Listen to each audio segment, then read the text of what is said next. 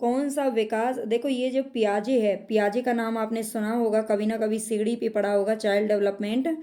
तो पियाजे ने दिया था संज्ञानात्मक विकास के 4 चरण बताए थे। तो इसमें क्वेश्चन आपसे पूछ रहा है कि संज्ञानात्मक विकास के ये जो 4 चरण हैं, इनमें से किस चरण में जो किशोर बच्चा होता है, किशोर की जो उम्र होती है वो 12 से 16-17 साल तक की होती है। वैसे अलग अलग जो मनोवैज्ञानिक है वो अलग अलग बताते हैं, कोई 11 से लेकर 16 बताता है, कोई 12 से 17 भी बता रहा है ना, 13 से 17 साल की भी बताई है, जो कि पियाजे के द्वारा बताई गई है। तो किशोर ठोस अनुभवों के दायरे से परे सोच, तर्क और विश्लेषण कर सकते हैं। तो ये क्षमता उनके अंदर कब आ जाती है? फॉर्मल ऑपरेशनल स्टेज यानी कि औपचारिक परिचालन अवस्था, सेंसोरी सेंसोरी मोटर स्टेज, संवेदी पेशी अवस्था। जो संवेदी पेशी जो अवस्था होती है, सेंसोरी मोटर, ये 2 साल तक की उम्र होती है बस। ठीक है, 2 साल तक में तो बच्चा कुछ सोच ही नहीं सकता। कंक्रीट ऑपरेशनल स्टेज यानी कि ठोस परिचालन अवस्था, pre operational stage pre operational stage होती है, जो उसके बाद की होती है। ठीक है, प्री ऑपरेशनल स्टेज या ठोस परिचालन अवस्था। तो देखो, ठोस का नाम देख के कहीं आप तीसरे को सही ना करें, इसमें जो हमारा ऑप्शन है वो फर्स्ट करेक्ट हो जाएगा। ठीक है, फॉर्मल ऑपरेशनल स्टेज, औपचारिक परिचालन जो अवस्था होती है, उसमें जो बच्चा है, किशोर है, वो अपने अनुभवों से हट करके कुछ सोच, तर्क और विश्लेषण कर सकता है अपने दिमाग से। ठीक है, और नेक्स्ट क्वेश्चन की अगर हम, वह संबंध जिसमें एक कम अनुभवी शिक्षार्थी किसी विशेषज्ञ के मार्गदर्शन में ज्ञान और कौशल प्राप्त करता है, तो उसे क्या कहते हैं? ऐसा संबंध जिसमें कोई अनुभवी शिक्षार्थी, कोई कम अनुभवी है, जिसको कम अनुभव है किसी चीज के बारे में, और किसी विशेषज्ञ के मार्गदर्शन में ज्ञान और कौशल प्राप्त करता है, तो वो क्या कहलाता है?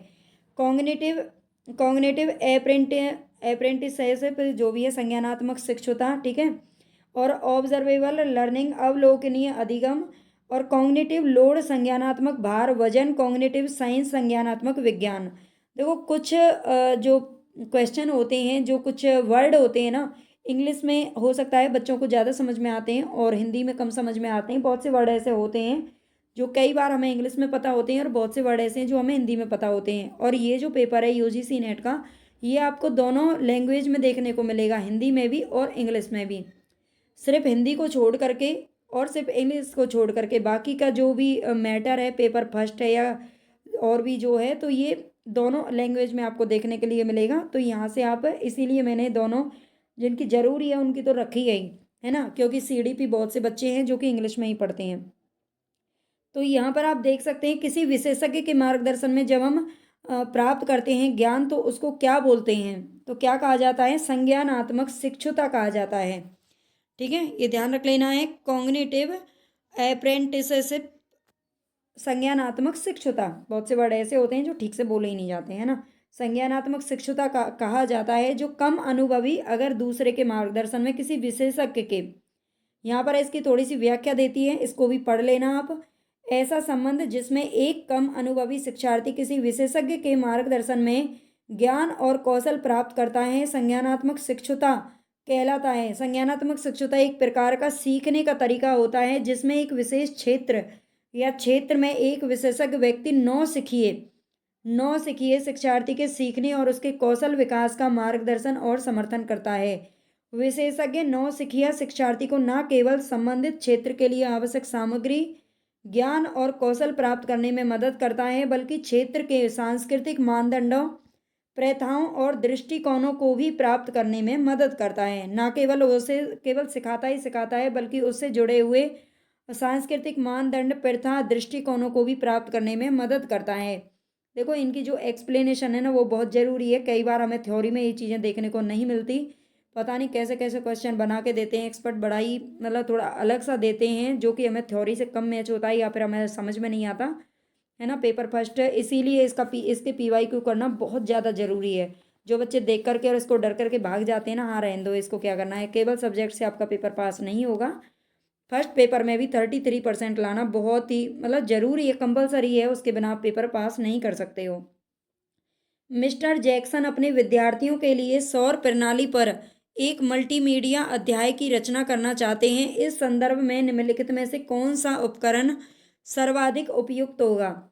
जो मिस्टर जैक्सन है अपने विद्यार्थियों के लिए सौर प्रणाली पर एक मल्टीमीडिया अध्याय की रचना करना चाहते हैं, इसमें से कौन सा उपकरण उसके लिए ज़्यादा फायदेमंद रहेगा। क्विजिज, नियर पॉड, मेंटीमीटर या एक्स माइंड। तो इनमें से कौन सा टूल सबसे ज़्यादा इंपॉर्टेंट रहेगा, तो ये रहेगा भाई नियर पॉड।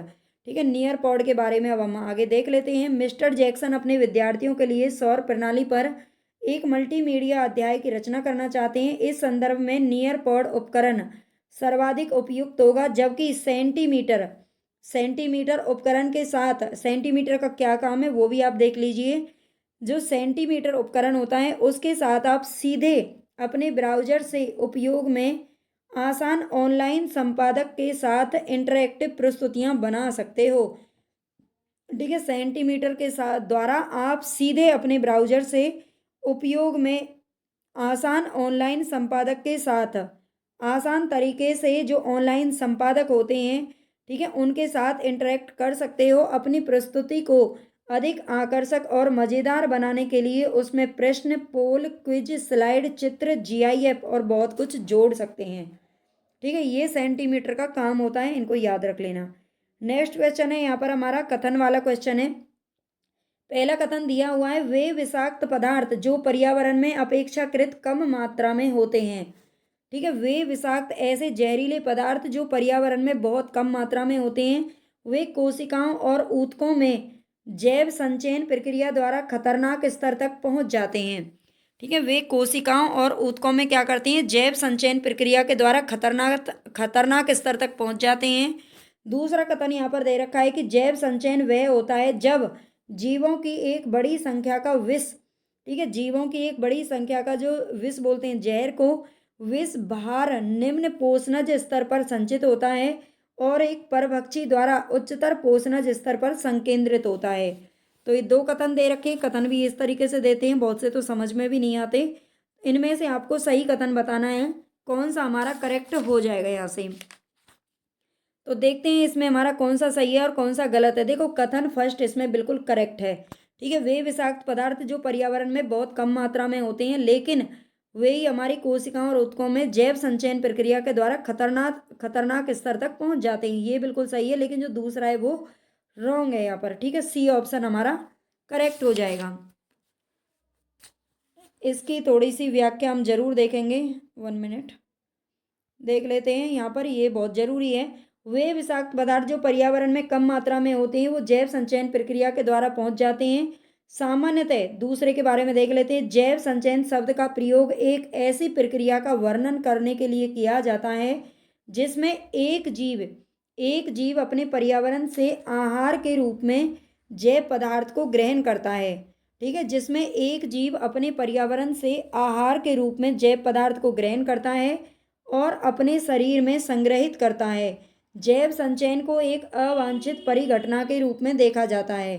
ठीक है, जैव संचयन को एक अवांछित परिघटना के रूप में देखा जाता है क्योंकि इस प्रक्रिया के माध्यम से इन प्रदूषकों की मात्रा में हानिकारक स्तरों तक वृद्धि हो सकती है। जैव संचयन की घटना तब घटित होती है जब किसी जीव द्वारा किसी विषाक्त पदार्थ के अवशोषण की दर उस पदार्थ के क्षय होने की दर की तुलना में अधिक होती है। ठीक है, जैव संचयन की घटना कब घटित होती है, जब किसी जीव के द्वारा कोई जहरीले पदार्थ के अवशोषण की दर उस पदार्थ के क्षय होने की दर की तुलना में अधिक होती है एवं यह एक परभक्षी द्वारा उच्चतर पोषणज स्तर पर संकेंद्रित नहीं होता है। इसलिए फर्स्ट सत्य है और सेकंड हमारा जो कथन है वो गलत है। देखो, वैसे तो मैं अपनी तरफ से आपको मतलब सही तरीके से ही पढ़ा रही हूँ कि ज़्यादा स्पीड भी ना चलूँ और ज़्यादा स्लो भी ना चलूँ, आपका भी टाइम वेस्ट नहीं हो, मेरा भी टाइम कीमती है, मेरा भी ना हो। ठीक है, लेकिन फिर भी आप बताना मुझे कि मतलब आपको क्लास कैसी लग रही है, क्वेश्चन कैसे लग रहे हैं। क्वेश्चन तो कैसे लगो, कुछ भी लगो, अच्छे लगो या ना लगो, लेकिन आपको करना ही है अगर पेपर पास करना चाहते हो तो। कंप्यूटर की बिजली बंद होने पर कौन सा हार्डवेयर घटक अपना डेटा खो देगा। अगर लाइट चली जाती है, मान लीजिए आपका कंप्यूटर चालू है और अचानक से लाइट चली जाती है, तो कौन सा ऐसा हार्डवेयर है जो अपना मतलब कौन सा हार्डवेयर है जो अपना डेटा खो देगा। उसमें जो भी डेटा आप कर रहे हो, जो बना रहे हो, उसको वो क्या कर देगा, खो देगा, खो जाएगा उसमें से वो, है ना। तो CPU register, cache memory, main memory, कौन सा है इसमें से? तो यहाँ पर हम देखेंगे इसका कौन सा ऑप्शन सही है। सी वाला, डी वाला सही है, यानी कि ए, बी और सी तीनों ही सही हैं। ठीक है, लाइट बंद होने पर कौन सा हार्डवेयर, मतलब सारे ही हार्डवेयर अपना डेटा खो देंगे, अगर सेव नहीं किए होंगे तो खो ही देंगे, है ना। चलते हैं इसके बारे में थोड़ा सा पढ़ लेते हैं, बहुत ही इंपॉर्टेंट है। कंप्यूटर की बिजली बंद होने पर CPU रजिस्टर, मुख्य मेमोरी यानी कि रैम एवं कैश मेमोरी हार्डवेयर घटक अपना डेटा खो देंगे। रैम, RM बोलते हैं रैम को, रैम कंप्यूटर की मुख्य मेमोरी के अंतर्गत आती CPU रजिस्टर, CPU के भीतर छोटे हाई स्पीड मेमोरी स्थान होते हैं। ठीक है, थोड़ा ध्यान से इसको पढ़ लेना, आप 2 बार रिपीट कर लेना, 3 बार कर लेना। जो त्वरित एक्सेस के लिए डेटा रखते हैं उनका प्रयोग प्रोसेसर द्वारा डेटा को स्टोर करने के लिए किया जाता है, जिसे अक्सर एक्सेस किया जाता है। रजिस्टर प्रोसेसर का एक अनिवार्य भाग है और रजिस्टरों का साइज प्रोसेसर को प्रभावित कर सकता है। Cache memory high speed memory की एक छोटी मात्रा होती है, जिसका उपयोग एक्सेस किए गए डेटा को अस्थायी रूप से स्टोर करने के लिए किया जाता है। CPU रजिस्टर, मुख्य मेमोरी एवं कैश मेमोरी दोनों ही अस्थिर होती हैं। CPU रजिस्टर, मुख्य मेमोरी और कैश मेमोरी दोनों ही क्या होती हैं? अस्थिर होती है, यानी कि टेम्पोरेरी होती हैं और इसके डेटा को बनाए रखने के लिए बिजली की आवश्यकता होती है। इसलिए जब बिजली चली जाती है ना, जली नहीं, चली जाती है, तो इन तीनों से ही अपना जो डाटा होता है वो खो जाता है। ठीक है, और आप अच्छे से पढ़ लेना, एक बार पढ़ने में समझ में नहीं आया होगा, वैसे मैं थ्योरी पढ़ा चुकी हूँ। थ्योरी की प्लेलिस्ट आप ज़रूर चेक कर लीजिएगा, वहाँ से पढ़ लेना, मैंने पोस्ट में भी आज उसकी लिंक डाली हुई है, तो वहाँ से भी आप कर सकते हो। मानव संचार के एक भाग के रूप में समय के साथ अवधारणाओं या संबंधों के अध्ययन को क्या कहा जाता है? मानव संचार के एक भाग के रूप में समय के साथ अवधारणाओं या संबंधों के अध्ययन को क्या कहा जाता है? Proxemics, kinesics, chronemics, haptics. तो इनमें से क्या कहते हैं उसको? मानव संचार के एक भाग के रूप में समय के साथ अवधारणाओं या संबंधों के अध्ययन को कहा जाता है भाई क्रोनिमिक्स। ठीक है, इसको क्या कहते हैं? क्रोनिमिक्स कहते हैं, क्रोनिमिक्स। ये हमारा सी यहाँ पर करेक्ट हो जाएगा। इसको थोड़ा सा देख लेते हैं, इसकी डेफिनेशन क्या है क्रोनिमिक्स की। यहाँ पर देखते हैं, मानव संचार के एक भाग के रूप में समय के साथ अवधारणाओं या संबंधों के अध्ययन को कालक्रम कहते हैं। क्रोनिमिक्स को कालक्रम कहा जाता है। कालक्रम अशाब्दिक संचार में समय के उपयोग का अध्ययन है। ठीक है, कालक्रम, इनके बारे में हमने पढ़ा था जब थ्योरी पढ़ाई थी, बहुत अच्छे से इसको समझा था, है ना। यूनिट 8 से क्वेश्चन लिया गया है जो कंप्यूटर के बारे में है, इसको आप जरूर यहाँ से पढ़ लीजिएगा। या फिर ये संप्रेषण वाला है, देख लेना कौन सी यूनिट है, वो दोनों सेम सेम सी यूनिट है ना, मैंने तो पढ़ाया था, इतना मुझे पता है, तो आप जरूर वहाँ से चेक कर लेना। कालक्रम अशाब्दिक संचार में समय के उपयोग का अध्ययन है। समय की धारणा में समय की पाबंदी, प्रतीक्षा करने की इच्छा और बातचीत शामिल है। समय की धारणा में समय की पाबंदी, प्रतीक्षा करने की इच्छा और बातचीत शामिल है। समय का उपयोग जीवन शैली, दैनिक एजेंडा, बोलने की गति, चाल ढाल और लोग कितनी देर तक सुनने को तैयार हैं, इसको प्रभावित कर सकता है। ठीक है, इसको पढ़ लेना एक बार। पर्यावरण शिक्षा की शुरुआत के लिए पहल करने वाली संयुक्त एजेंसी कौन सी थी? संयुक्त राष्ट्र एजेंसी कौन सी थी पर्यावरण शिक्षा की शुरुआत करने के लिए? मतलब शुरुआत किस कंपनी के द्वारा की गई है? तो यहाँ पे नाम दे रखे FAO, यूनिसेफ, UNDP, यूनेस्को। इन चारों में से कौन सी कंपनी है जिसने क्या किया था? पर्यावरण शिक्षा की शुरुआत की थी। तो ये है भाई यूनेस्को। ठीक है, यूनेस्को इसका नाम है, यूनेस्को। अब यूनेस्को के बारे में हम आगे जरूर पढ़ेंगे, ये तो बहुत इंपॉर्टेंट है। पर्यावरण शिक्षा की शुरुआत के लिए पहल करने वाली संयुक्त राष्ट्र की एजेंसी यूनेस्को है। यूनेस्को संयुक्त राष्ट्र शैक्षिक, वैज्ञानिक और सांस्कृतिक संगठन है। इसके यूनेस्को के संविधान पर 1945 में लंदन में एक सम्मेलन में हस्ताक्षर किए गए और यह संगठन 1946 में संयुक्त राष्ट्र की एक एजेंसी बन गया। यानी कि यूनेस्को की स्थापना कब हुई थी? तो 1940 में हुई थी और 1945 में इस सम्मेलन में इसके लिए हस्ताक्षर किए गए थे संगठन बनाने के लिए। यूनेस्को का जो मुख्यालय है वो पेरिस में है। ठीक है, पेरिस के अंदर है, जिसमें 50 से अधिक क्षेत्रीय कार्यालय और कई संस्थान हैं। यूनेस्को का मानना है कि पर्यावरण शिक्षा समाज के बीच प्रकृति के प्रति अंतर्निहित सम्मान प्रदान करने के लिए और सार्वजनिक पर्यावरण जागरूकता बढ़ाने में महत्वपूर्ण है। यूनेस्को पर्यावरण की सुरक्षा पर्यावरण की सुरक्षा, गरीबी उन्मूलन, असमानताओं को कम करने और सतत विकास के माध्यम से जीवन की सामाजिक गुणवत्ता के आधार पर पर्यावरण सुरक्षा की भूमिका पर जोर देता है। ठीक है, यूनेस्को के क्या क्या कार्य रहते हैं, क्या क्या उद्देश्य है, उनको भी याद रख लेना। यहाँ पर 10 क्वेश्चन है, आपको जाना नहीं है छोड़ करके बीच में। ठीक है, भले ही ये लाइव क्लासेस नहीं है लेकिन रिकॉर्ड क्लास को आप लाइव की तरह पढ़ना है, और इसमें तो आपका टाइम और बचेगा ही। लाइव में तो वैसे ही टाइम खर्च हो जाता है, वैसे थोड़ी सी प्रॉब्लम है, मैं लाइव कर भी नहीं पाती हूँ अभी, है ना। तो चलते हैं अभी। विश्वविद्यालय शिक्षा आयोग 1948-49 ने निम्न में से किस पर जोर दिया था? तो यहाँ पर विश्वविद्यालय शिक्षा आयोग का नाम आपने सुना होगा, जिसकी स्थापना किसके द्वारा, किसके कहने पर हुई थी? तो डॉक्टर सर्वपल्ली राधाकृष्णन जो आयोग बना था उसके कहने पर हुई थी। तो 1948-49 में इसकी स्थापना हुई। इसने किन किन बातों पर जोर दिया था? तो देखते हैं। धार्मिक शिक्षा, पाठ्यचर्या में परिवर्तन, महिला शिक्षा, ग्रामीण विश्वविद्यालय, ग्रामीण और ग्रामीण विश्वविद्यालयों, या फिर परीक्षा सुधारों। ग्रामीण विश्वविद्यालयों की स्थापना यहाँ पर पूरा नहीं दे रखा है ना, इसकी स्थापना पर जोर दिया था इन्होंने।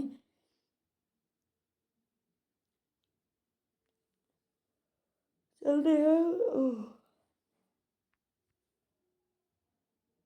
एक मिनट, यहाँ पर ये 2 बार आ गया है, डी डी, है ना, ABCD और ये सही है।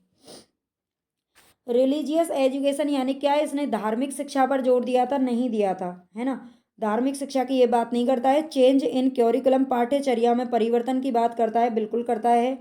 महिला शिक्षा के लिए इसने जोर दिया था? बिल्कुल दिया था। ठीक है, ध्यान रख लेना है, पॉइंट को याद रख लेना है।